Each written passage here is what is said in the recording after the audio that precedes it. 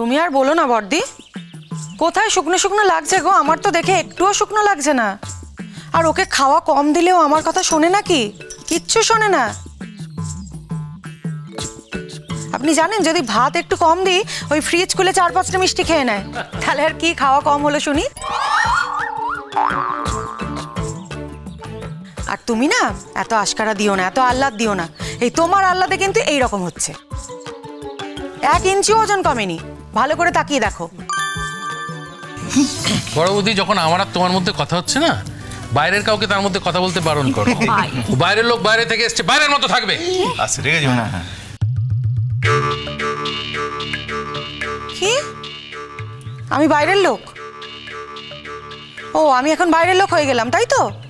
হবই তো, বাইরের লোক তো হবই। সত্যি কথা বলেছি না? সত্যি কথা বললে তো সবাই বাইরের লোকই হয়ে যায়, আমিও তাই হয়ে গেলাম। ভালো, খুব ভালো, যা ইচ্ছে তাই বলে যাও। চুপ করো। তুমি চুপ করো। আমি চুপ করবো কেন?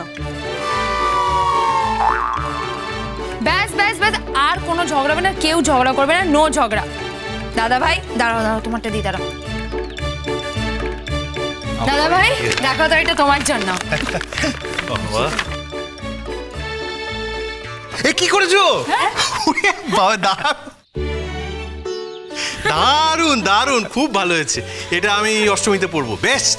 এটা আমি অষ্টমীতেই পরবো, খুব ভালো, থ্যাংক ইউ। ও এক সেকেন্ড দাঁড়াও, রূপাঞ্জন দারটাও আছে তো, এই যে রূপাঞ্জন দা, এইটা তোমার। আরে দেখি, আরে বাস।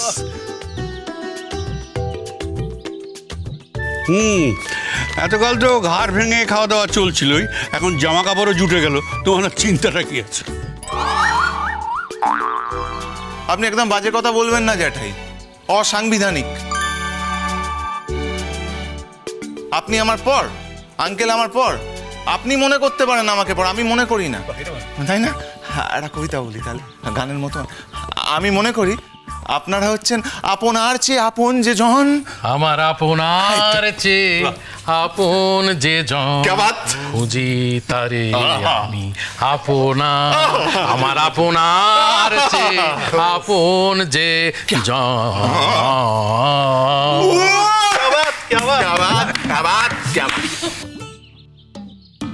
যারাই, আজ থেকে তুমি রূপাঞ্জন দার মনে আঘাত দিয়ে কথা বলবে না, ব্যাস। ওই এত যে আঘাত দিয়ে কথা বলি, তবুও কি ওর লজ্জা আছে? ও কি এখান থেকে চলে যাচ্ছে? ও তো মোটে যায় না, ও তো এখানে থেকেই যাচ্ছে। ওর কোনো লজ্জা হজ্জা নেই, ওর লজ্জা বস্তু নেই, ওর কোনো মান সম্মান বলে কিছু নেই। মান অভিমান হচ্ছে খুব কস্টলি জিনিস, বুঝেছেন? আপনার জন্য অত সহজে আমি ওটাকে খোয়াতে পারবো না। আপনি যা বলেন এক কান দিয়ে ঢোকায়, এক কান দিয়ে সাট করে বেরিয়ে যায়। দেখুন, আপনি বললেন বেরিয়ে গেল। আমি জানি এটা আমার শ্বশুর বাড়ি, আর একটা হচ্ছে আমার নিজের বাড়ি, বুঝলে পটকা? আমার নিজের বাড়ির পরে আমি সব থেকে ভালোবাসি আমার শ্বশুর বাড়িকে। তাই আপনি যা খুশি বলুন, আমি সব জয় করে নিয়েছি, আমি কিছুতেই বেরোবো না। দেখি আপনার কেমন ক্ষমতা আছে, আমাকে বার করুন। হার মেনে গেছি বাবা, হার মেনে গেছি। সত্যি আমার কোনো ক্ষমতা নেই, আমি অক্ষম, আমি হেরে গেছি বাবা।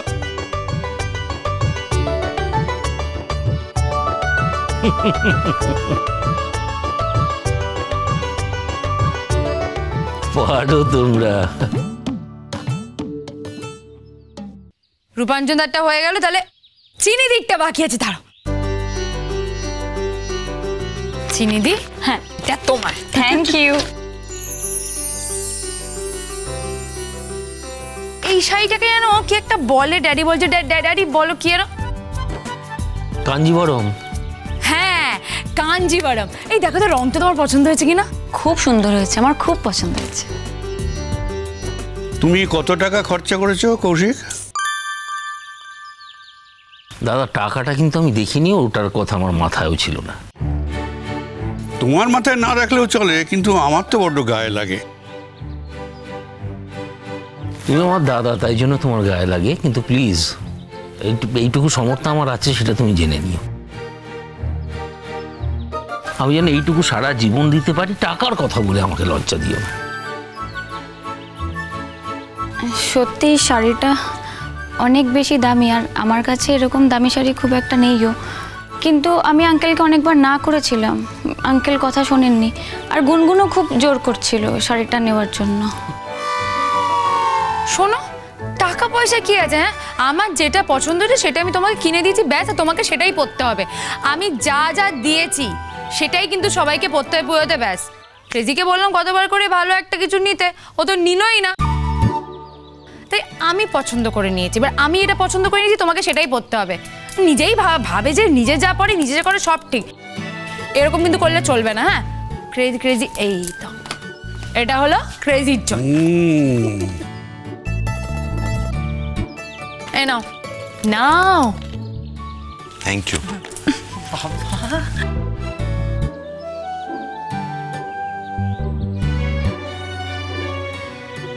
দেখো দাদা, আমি সবার সাথে পারি, কিন্তু তোমার এই ভাইপোটা ছাড়া।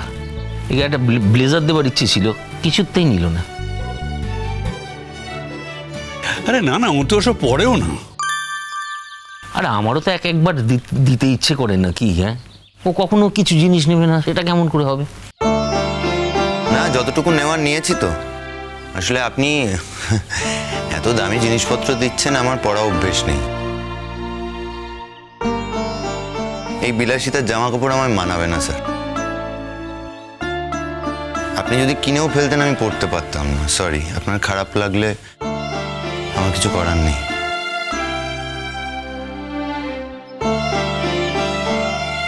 আচ্ছা ড্যাডি, বলো মা। সবারটা তাহলে দেখানো হয়ে গেল, সবাই পেয়ে গেছে, শুধু বৌদি ভাইয়ের বাকি। বৌদি ভাই দাঁড়াও, তোমার জন্য কিন্তু একটা কাঞ্জিভারাম আছে। বৌদি ভাই, হ্যাঁ, এইটা তোমার। দেখি দেখি, সুন্দর। ও কাকা বাবু, আমার খুব পছন্দ হয়েছে। এক মিনিট কাকাবাবু, থ্যাংক ইউ। আমারও মানে খুব পছন্দ হয়েছে। আপনি চুপ করো না, আমাকে বলতে দাও না। বল বল। ভালো লাগে। ও কাকা বাবু, জানেন আমার না এরকম একটা শাড়ি কেনার বহুদিনের শখ ছিল, আপনি আমার সেই শখটা আজকে মিটিয়ে দিয়েছেন একেবারে। আমার খুব পছন্দ হয়েছে রে। আচ্ছা ড্যাডি, বলো মা। বলছিলাম যে মানে পুজোর মধ্যে তো আমাদের সবারই জামা কাপড় হলো, তাই না? তো আমরা একদিন ওই গরিব ছেলে মেয়েদের জামা কাপড় দিতে পারি না? তুমি দিতে চাও মা? এ তো খুব ভালো কথা। বলছি কৌশিকদা, ওই আমাদের পাড়ার আশেপাশে এমন অনেক মানুষজন থাকেন যারা পুজোর সময় একটাও জামা কাপড় কিনতে পারে না। তো আমরা ক্লাব থেকে প্রত্যেক বছর চেষ্টা করি তাদের চাঁদা তুলে কিছু দেওয়ার। এই বছর যদি আপনি ফান্ড করেন তাহলে তো ভালোই হয়। ওদের বেশি 4টে দিন ডেকো, বুঝলি? এখানে সব খাওয়া খরচ আমি দেবো, আর ওদের জামা কাপড় আর খাবার যে অ্যারেঞ্জমেন্ট করবে সব খরচ আমি দেবো। না না, আমি যত কিপটে লোকই হই না কেন, এই খরচটা কিন্তু আমার। জ্যাঠাই, এই না মানে আমার জ্যাঠাই।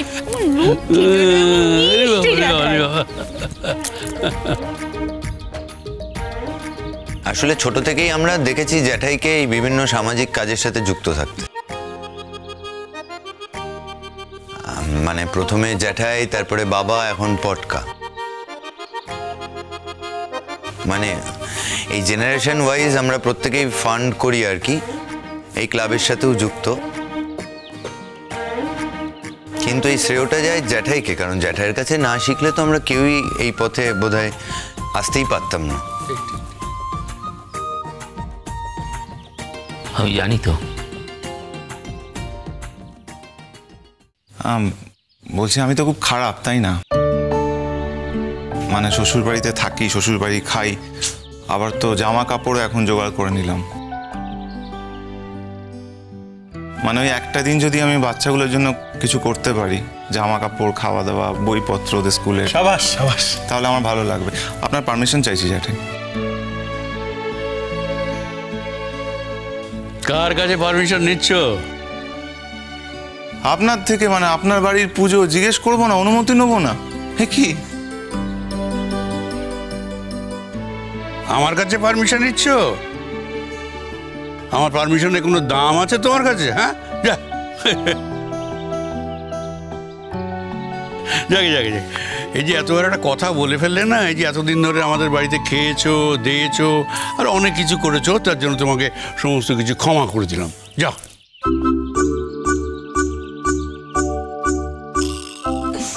ড্যাডি, এবার পুজোতে খুব মজা হবে, তাই না? খুব আনন্দ হবে।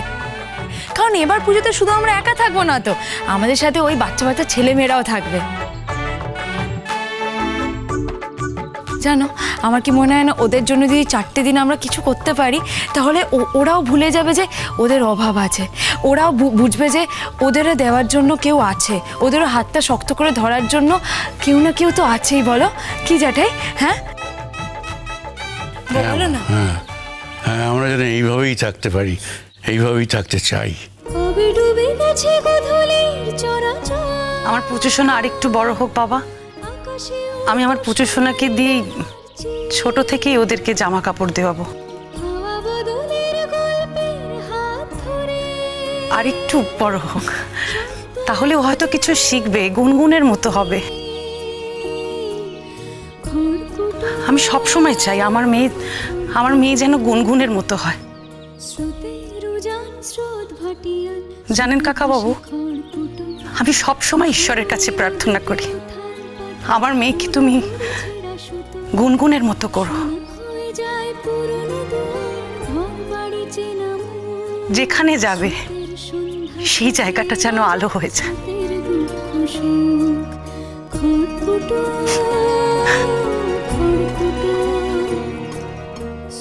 ভেসে যায় খড়কুটো।